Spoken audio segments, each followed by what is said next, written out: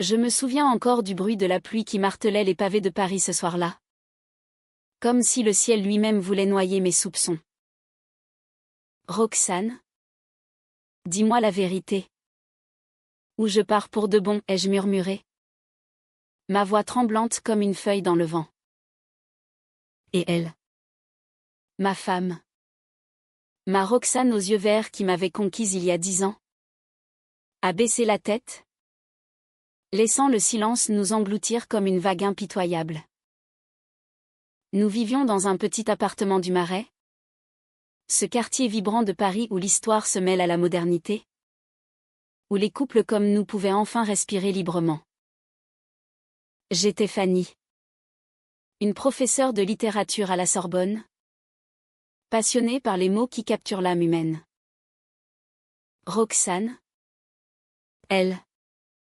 Était une artiste peintre.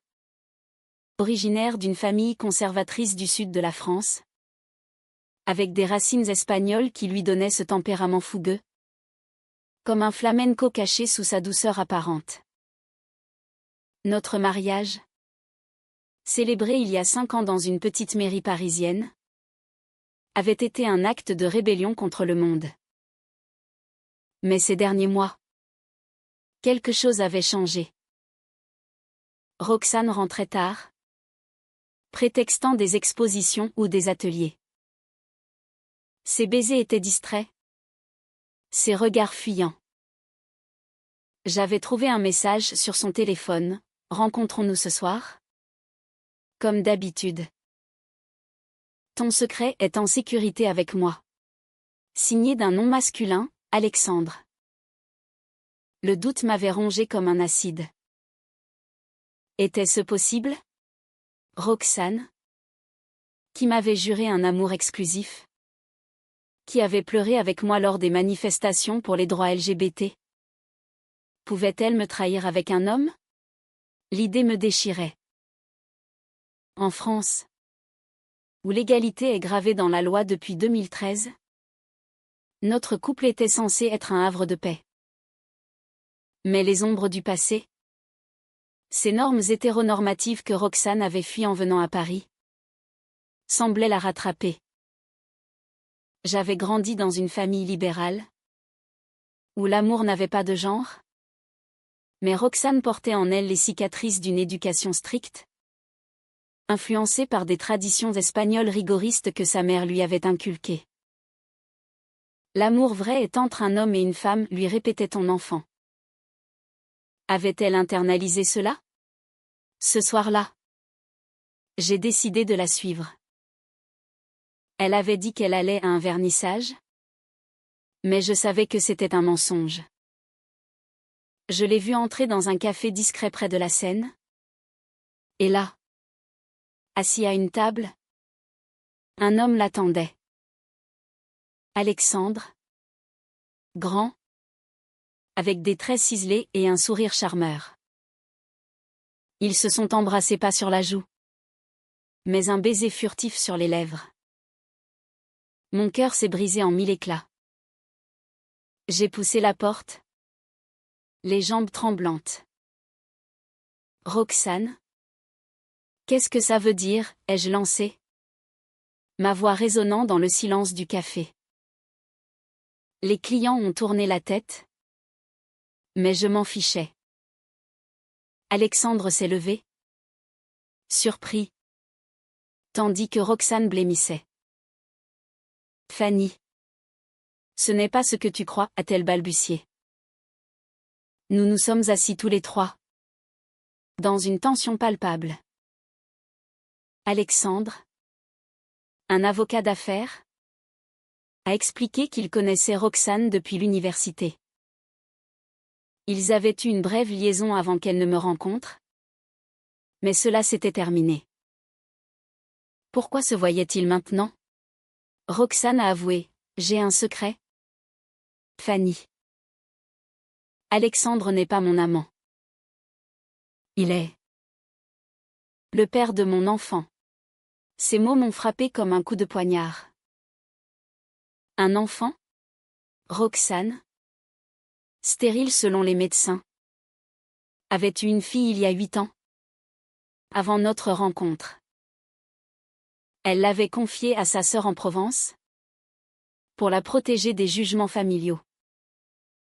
Alexandre était le père biologique. Et ils se voyaient pour discuter de l'avenir de la petite. Qui s'appelait Elena. Pourquoi ne m'avait-elle rien dit? J'avais peur que tu me quittes, a sangloté Roxane. Tu es si fière de notre vie lesbienne? Si engagée. Admettre que j'ai eu une relation hétéro avant toi. Et un enfant. Je craignais que ça brise tout. Ses larmes coulaient. Et je sentais la mienne monter. De la colère? Oui. Mais aussi une profonde tristesse. Comment avait-elle pu me cacher cela? Notre mariage était bâti sur la confiance. Et voilà qu'un PN entier de sa vie m'était inconnu. Alexandre, mal à l'aise, a ajouté, je ne veux pas interférer. Elena grandit bien. Mais Roxane voulait que je signe des papiers pour l'adoption. Adoption? Par qui? Par moi? Cette révélation ouvrait un abîme. J'adorais les enfants. Mais l'idée d'élever la fille d'un homme, fruit d'une liaison hétéro de ma femme, me perturbait. Était-ce de la jalousie? Ou la peur que notre couple ne soit plus pur aux yeux de la communauté LGBT? En France, où les débats sur la PMA et la GPA font rage, cela touchait des nerfs sensibles. Roxane, avec son héritage espagnol, sa grand-mère venait de Séville, où les traditions catholiques pèsent lourd, luttait contre ses propres démons. J'ai fui tout ça pour toi, m'a-t-elle dit. Mais Elena est une partie de moi. Cette nuit-là, nous sommes rentrés en silence. Allongé à côté d'elle, je ne pouvais dormir. Des images défilaient, Roxane avec Alexandre, riant ensemble, Elena. Une petite fille aux boucles sombres, que je n'avais jamais vue. Le lendemain, j'ai exigé de rencontrer Elena. Roxane a hésité, mais a accepté. Nous avons pris le TGV pour la Provence. Un voyage tendu où chaque paysage provençal olivier, vigne semblait accentuer notre malaise. À Aix-en-Provence, chez sa sœur, j'ai vu Elena pour la première fois. 8 ans. Des yeux verts comme sa mère. Un sourire timide. Elle m'a regardé avec curiosité. Tu es l'amie de maman? Amie? Roxane n'avait même pas expliqué notre relation. Ce fut le début d'une tempête intérieure. Elena était adorable. Mais sa présence ravivait des blessures. Roxane m'avait menti pendant des années. Était-ce de la trahison? Ou simplement la peur d'une femme qui avait lutté pour s'accepter? Je me sentais trahie. Mais aussi coupable de mes propres préjugés. En tant que lesbienne assumée, avais-je imposé à Roxane une identité trop rigide? Notre amour, si romantique au début, promenade main dans la main le long de la Seine, dîner aux chandelles, semblait maintenant entaché. Les jours suivants, les disputes éclataient. Tu m'as caché une vie entière, criais-je. Roxane rétorquait, et toi? Tu ne m'as jamais demandé mon passé hétéro. Tu assumais que j'étais comme toi. C'était vrai. J'avais projeté mes certitudes sur elle. Alexandre appelait parfois. Pour des détails légaux. Et chaque fois, la jalousie me rongeait. Était-il vraiment sorti de sa vie? Ou y avait-il plus? Un soir, en fouillant dans ses affaires, je m'en veux encore. J'ai trouvé des lettres anciennes. Des déclarations d'amour d'Alexandre, datant d'avant moi. Roxane, tu es la femme de ma vie, écrivait-il. Mon monde s'effondrait. Était-ce fini entre eux? Ou Roxane jouait-elle un double jeu? La découverte de ces lettres a allumé un feu en moi que je ne pouvais éteindre. Assise sur le lit, les papiers tremblants dans mes mains, j'ai confronté Roxane dès son retour. Explique-moi ça. Tu m'as dit que c'était fini. Mais ces mots. Ils brûlent encore. Elle s'est effondrée. Admettant que leur liaison avait été passionnée. Influencée par la pression familiale. En Espagne, chez ma grand-mère, on m'a élevé à croire que l'amour hétéro était le seul chemin. Alexandre était mon échappatoire. Mais quand je t'ai rencontré, tout a changé. Pourtant, le doute persistait. Roxane, avec son tempérament espagnol, ses éclats de passion qui me rappelaient les corridas de Séville qu'elle me décrivait, cachait-elle encore quelque chose? Nous avons décidé d'une thérapie de couple. Chez une psychologue parisienne spécialisée dans les relations LGBT. Les séances étaient intenses. Fanny.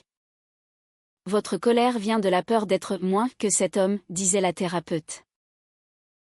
Et à Roxane, votre secret est une armure contre votre bisexualité refoulée. Bisexualité? Roxane l'admettait enfin, elle avait aimé des hommes et des femmes. Mais avec moi, c'était différent. Plus profond. Elena est venue passer un week-end à Paris. La petite, curieuse et vive, a apporté une joie inattendue. Nous l'avons emmenée au Louvre, où elle s'émerveillait devant l'étoile. Maman, Fanny est gentille, a-t-elle dit un soir. Mais Alexandre était là, en arrière-plan. Il voulait rencontrer Elena plus souvent. Et Roxane hésitait. Il a des droits, murmurait-elle. Cela m'énervait. Était-ce une famille hétéro qui se reformait sous mes yeux? Un jour, lors d'une dispute, Roxane a lâché, peut-être que je ne suis pas faite pour cette vie lesbienne exclusive. Ces mots m'ont dévastée. Était-ce la fin? J'ai passé la nuit dehors, errant dans les rues de Montmartre, sous les lumières des artistes. Paris, ville de l'amour, me semblait ironique. Le lendemain, j'ai appelé Alexandre. Rencontrons-nous, ai-je dit. Il a accepté. Surpris. Dans ce même café où tout avait commencé, je l'ai confronté. Laissez Roxane tranquille. Elle est à moi. Il a ri doucement. Fanny. Je ne suis pas une menace. J'aime encore Roxane, mais comme une amie. Elena est notre lien? Pas plus. Puis, il a révélé un secret, Roxane lui avait confié qu'elle envisageait de me quitter. Par peur de me blesser plus. Elle t'aime profondément. Mais son passé la hante. Ces mots m'ont fait vaciller. Était-ce vrai? De retour à la maison, j'ai trouvé Roxane en pleurs. Je ne veux pas te perdre, a-t-elle sangloté. Nous nous sommes embrassés. Un baiser chargé d'émotions, rappelant nos débuts. Mais le calme était trompeur. Quelques jours plus tard, lors d'une fête chez des amis LGBT, une rumeur a circulé, Roxane avait été vue avec un homme. C'était Alexandre. Pour une réunion légale. Mais les ragots enflammaient tout. Une amie m'a prise à part, Fanny. Protège-toi. Elle pourrait être bi. Mais infidèle. La communauté, si solidaire, pouvait aussi être jugeante. Roxane, blessée par ces accusations, s'est renfermée. Son art en souffrait, ses toiles, autrefois vibrantes de couleurs provençales, devenaient sombres, comme des tempêtes espagnoles. J'ai essayé de la soutenir, mais mes propres doutes grandissaient. Un soir, elle a disparu. Paniquée, j'ai fouillé son atelier et trouvé un billet de train pour Séville. Elle retournait chez sa grand-mère? Pour fuir? Je l'ai suivie, prenant le premier vol pour l'Espagne. Séville, avec ses rues pavées et ses orangers, contrastait avec Paris. Chez sa grand-mère, une vieille dame aux yeux perçants, j'ai trouvé Roxane. « Pourquoi es-tu partie ?» ai-je crié. Elle a avoué, pour réfléchir. Ma grand-mère m'a dit que l'amour vrai transcende les genres. Mais je me sens perdue. Sa grand-mère, influencée par une Espagne moderne, a surpris, l'amour est amour. Nina retourne avec Fanny. Ce voyage a été un tournant. Nous avons marché dans les jardins de l'Alcazar, main dans la main, discutant des heures. Roxane a révélé son enfance, pression pour se marier avec un homme, rejet de sa sexualité. Avec Alexandre, c'était une façade. Avec toi, c'est réel. Mais un appel d'Alexandre a tout chamboulé. Elena était malade. Une fièvre haute. Nous sommes rentrés en urgence. À l'hôpital parisien, Elena dormait paisiblement. Alexandre était là. Inquiet. Pour la première fois, nous avons parlé calmement. Formons une famille élargie, a-t-il proposé. Roxane a hésité. Mais j'ai vu dans ses yeux une lueur d'espoir. Était-ce possible? Une lesbienne? Une bi? Un hétéro? Élevant une enfant ensemble? En France, où les familles recomposées sont courantes?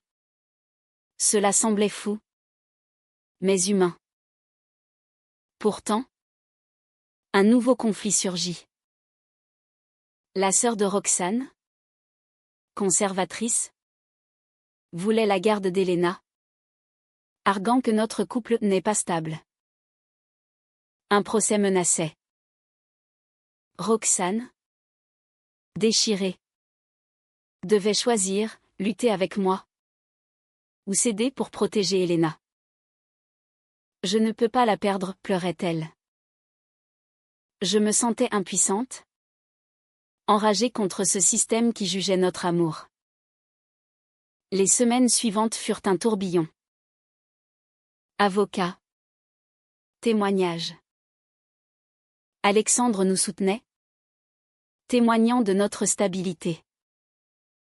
Mais lors d'une audience, un secret explosif éclata. Alexandre n'était pas le père biologique. Roxane l'avait inventé pour couvrir une insémination anonyme, fruit de sa confusion identitaire. J'avais honte d'admettre que je voulais un enfant seul, avoua-t-elle. La salle fut stupéfaite. Trahison ultime? Ou vulnérabilité profonde? Cette révélation en plein tribunal m'a laissé sans voix. Roxane, ma Roxane, avait menti à tous à Alexandre, qu'elle avait manipulé comme un allié fictif, à moi, en inventant une liaison passée pour justifier Elena. Pourquoi, ai-je hurlé dans les couloirs du palais de justice. Elle s'est effondrée, pour me protéger. Enfant. En Espagne, on m'a appris à cacher mes désirs. Quand j'ai fait l'insémination, je n'assumais pas d'être lesbienne. Alexandre était un ami. Il a accepté de jouer le rôle pour que ma famille n'apprenne pas. Alexandre, furieux, s'est senti trahi. Tu m'as utilisé, a-t-il crié. Mais au fond, il comprenait, Roxane luttait contre un héritage culturel oppressant. Mélange de traditions françaises et espagnoles. La juge, une femme progressiste, a suspendu l'audience, nous renvoyant à une médiation. Paris bruissait de cette affaire, des amis LGBT nous soutenaient. Mais d'autres murmuraient, c'est toxique. Fanny. Quitte-la. Pourtant, au milieu du chaos, un lien se renforçait. Elena, remise de sa maladie, nous unissait. Nous l'avons emmenée au jardin des Tuileries, où elle riait en chassant les pigeons. Maman. Fanny reste avec nous, demandait-elle.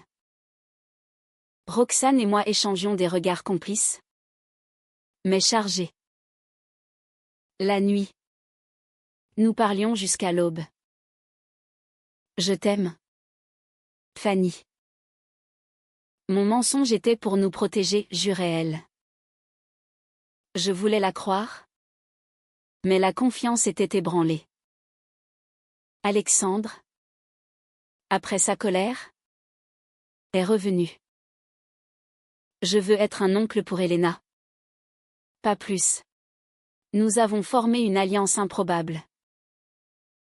Lors de la médiation, la sœur de Roxane a craqué, je voulais Elena pour moi. Par jalousie. Elle a retiré sa plainte. Victoire? Pas vraiment. Roxane, rongée par la culpabilité, s'isolait dans son atelier, peignant des toiles abstraites évoquant des tourments intérieurs, comme les œuvres de Picasso qu'elle admirait. Un soir, un appel anonyme, Roxane voit un homme. Mon cœur s'emballa. Était-ce Alexandre? Ou un autre? Je l'ai suivi à nouveau.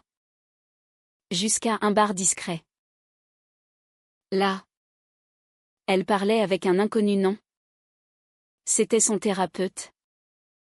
Un homme. Soulagement. Mais aussi honte de ma paranoïa. Fanny. Arrête de douter, m'a-t-elle imploré. Mais comment? Ces mensonges passés hantaient tout. Le climax est arrivé lors d'un voyage en Provence. Nous y allions pour Elena. Mais une dispute éclata. Tu me traites comme une criminelle, criait Roxane. J'ai répliqué, parce que tu le es. Avec tes secrets. Elle a claqué la porte. Partant marcher seule. Inquiète. Je l'ai cherchée des heures. Je l'ai trouvée au bord d'un lac. En pleurs. J'ai envisagé de tout abandonner, a-t-elle avoué. Suicide? L'idée me terrifia. Nous nous sommes enlacés, jurant de reconstruire. De retour à Paris, une opportunité surgit, une exposition pour Roxane à Madrid, en Espagne.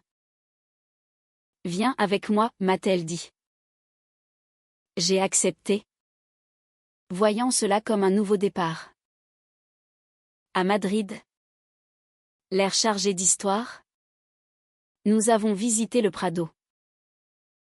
Devant les Ménines de Velázquez, Roxane a murmuré, comme ce tableau. Ma vie est pleine d'illusions. Mais avec toi, c'est réel. Nous nous sommes embrassés, ignorant les regards. Mais un fantôme réapparut, un ex d'Alexandre, jaloux, envoya des photos truquées de Roxane et Alexandre. Je les ai vus sur mon téléphone, ils semblaient intimes. Folle de rage, j'ai confronté Roxane. C'est faux, jurait-elle. Mais les preuves étaient là. J'ai fui à l'hôtel, pleurant. Était-ce la fin? Alexandre, alerté, prouva le trucage. C'est mon ex qui veut me nuire. Soulagement. Mais la confiance était en miettes. Roxane, dévastée, proposa une pause. Peut-être qu'on a besoin d'espace. Ces mots me brisèrent. Seul à Paris, je errais, repensant à notre rencontre, un café littéraire, où ses yeux m'avaient captivé. Était-ce perdu? Elena me manquait. J'appelais souvent.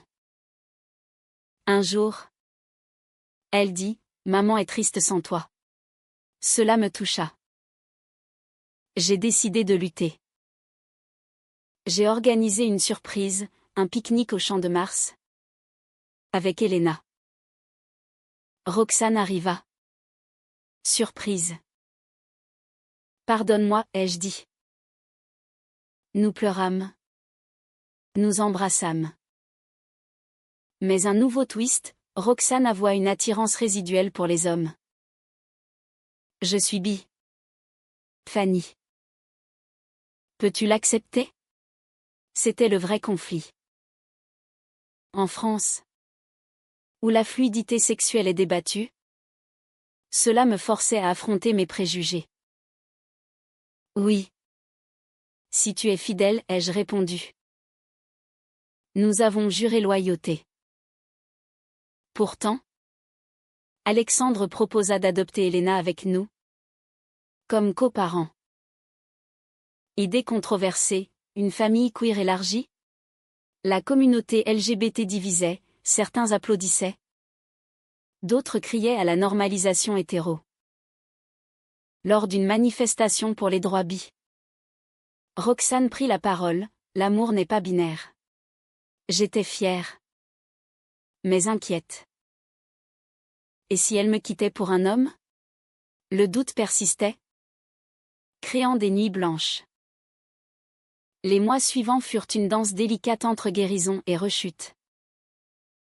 Roxane et moi. Avec Elena maintenant chez nous à Paris. Essayons de bâtir une routine. L'école pour la petite. Mes cours à la Sorbonne. Ses peintures. Mais les ombres espagnoles, ce tempérament passionné de Roxane provoquait des éclats. Un soir, elle rentra tard d'un atelier. Où étais-tu? Demandai-je. Avec des amis, répondit-elle évasivement. Le doute revint. Alexandre, devenu un allié, nous aidait avec les papiers d'adoption. Elena vous adore, disait-il. Lors d'une réunion, je surpris un regard complice entre lui et Roxane. Jalousie irrationnelle? Ou intuition? J'ai fouillé son journal, Alexandre comprend mon passé. Avec Fanny. C'est intense. Mais épuisant. Blessé. Je l'ai confrontée. Tu regrettes? Elle nia. Mais admis, parfois. Je me sens piégée dans une identité. Cela touchait un air, en France. Les débats sur l'identité queer font rage. Roxane, avec ses racines espagnoles, luttait contre un catholicisme intériorisé. Nous allions à des groupes de soutien bi. Là, elle rencontra d'autres comme elle, partageant des histoires. J'étais supportive, mais inquiète, et si elle trouvait quelqu'un d'autre? Le Haut-Trao arriva lors d'un voyage à Séville pour l'anniversaire de sa grand-mère. L'Espagne, avec ses fêtes flamenco, ravivait des souvenirs. Roxane dansa avec passion, et un homme l'invita. Je vis rouge. C'est innocent, dit-elle. Mais la nuit, elle disparut. Paniquée, je la cherchai dans les rues animées. Je la trouvai dans un bar, parlant avec l'homme. Juste une conversation, jura-t-elle. Mais il était clair, il la draguait. De retour à l'hôtel? Explosion. Tu flirtes avec des hommes devant moi, criai-je. Elle riposta, et toi? Tu me surveilles comme une prisonnière. Nous nous séparâmes pour la nuit. Le lendemain. Sa grand-mère nous réunit, l'amour demande du pardon. Comme dans nos vieilles ballades espagnoles. Sage conseil. Mais la fissure grandissait. À Paris. Une crise, Elena fut harcelée à l'école pour avoir 2 mamans. Roxane, furieuse, confronta la directrice. Ma fille mérite le respect. Cela nous unit. Mais épuisait. Alexandre proposa son aide légale. Lors d'un dîner, il avoua, j'ai encore des sentiments pour Roxane. Choc. Mais je respecte votre couple, ajouta-t-il. Roxane, pâle, admit avoir su. Pourquoi ne rien dire, hurlai-je. Nouvelle trahison. Je partis chez une amie, envisageant le divorce. Seul. Je repensais à nos vœux, pour le meilleur et pour le pire. Était-ce le pire? Roxane m'appela. Suppliante, reviens. Sans toi. Je suis perdue. Elena pleurait au téléphone. Je rentrai. Mais poser un ultimatum, plus de secret? Ou c'est fini? Nous recommençâmes la thérapie. La psy révéla, Roxane souffrait d'un trauma d'enfance. Rejetée pour sa bisexualité. Ces mensonges sont des défenses. Compréhension naquit. J'admis mes fautes, ma possessivité. Mes préjugés. Nous passâmes des week-ends romantiques. Comme à Versailles. Redécouvrant notre amour. Pourtant. Un twist final, une lettre de la sœur de Roxane. Révélant que l'insémination n'était pas anonyme. Le donneur était un cousin espagnol. Pour regarder le sang pur. Scandale familial. Roxane, horrifiée, confronta sa famille. Vous m'avez manipulé. La grand-mère, mourante, avoua, je voulais te sauver de ton orientation. Ce secret ultime brisa Roxane. Elle s'effondra. Hospitalisée pour dépression. À son chevet. Je veillais. Tenant sa main. Elena dessinait pour elle. Alexandre apportait des fleurs. Dans cette vulnérabilité, notre lien se resserra.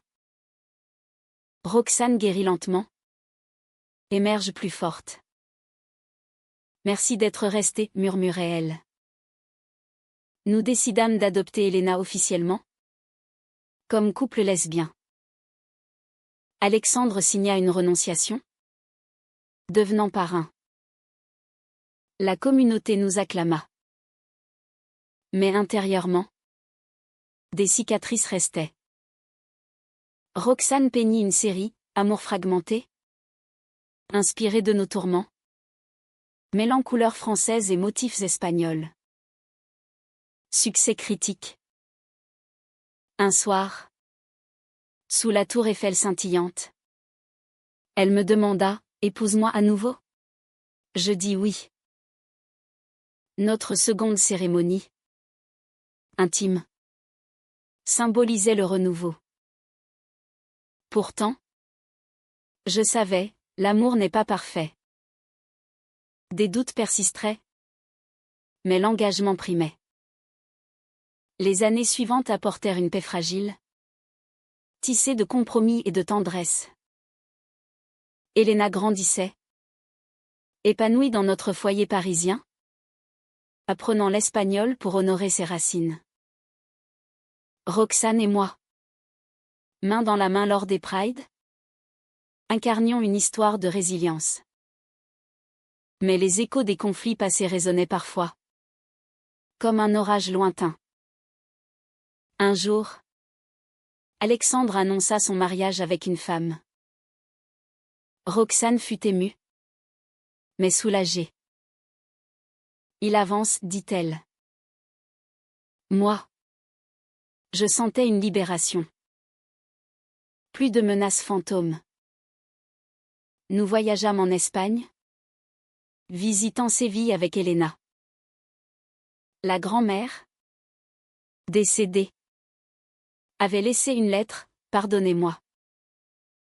L'amour gagne toujours. Cela guérit des blessures. Pourtant, un nouveau défi, Roxane reçut une offre pour enseigner l'art à Madrid. C'est temporaire, assura-t-elle. Peur de la séparation. Et si tu rencontres quelqu'un, demandai-je. Elle rit, après tout ça. Tu doutes encore? Oui. Mais c'était humain. Elle partit. Et les appels quotidiens devinrent notre lien. Elena et moi visitions les musées, attendant son retour. Lors d'une visite surprise à Madrid, je la trouvai en compagnie d'une femme, une collègue. Panique. Mais c'était innocent. Fanny. J'ai appris de mes erreurs, dit-elle. Nous passâmes une semaine romantique, explorant la ville. De retour à Paris, elle refusa des offres futures. Ma famille est ici. Elena, ado maintenant, posa des questions sur son origine. Roxane avoua tout. Avec moi à ses côtés. Tu es née de mon désir d'être mère? Et Fanny t'a choisi. Elena pleura. Puis embrassa, j'ai de la chance. Cela scella notre unité. Réfléchissant à notre parcours. Je voyais les leçons, l'amour lesbien n'est pas monolithique, la bisexualité enrichit. Ne menace pas. Nos conflits mensonges. Jalousie. Préjugés avaient forgé une profondeur. En France, où la société évolue, notre histoire inspirait d'autres. Roxane exposa une toile finale, nous trois. Dans un paysage mêlant Seine et Guadalquivir, symbolisant fusion. Pour toi, ma vie, dédia TL. Notre amour, cassé achetine et humain, triomphait. Pas un happy end parfait, mais une vie réelle, pleine d'émotions. Aujourd'hui, marchant dans le marais, je serre sa main. Les pavés pluvieux rappellent ce soir fatidique. Je t'aime, murmure-t-elle. Et je sais, malgré tout, nous avons choisi l'autre. Encore et toujours.